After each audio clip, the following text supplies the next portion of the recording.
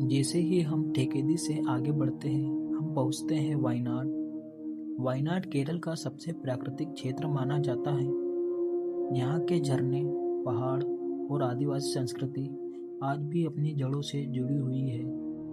वायनाड हमें दिखाता है कि कैसे विकासशीलता और प्रकृति दोनों साथ साथ चल सकते हैं।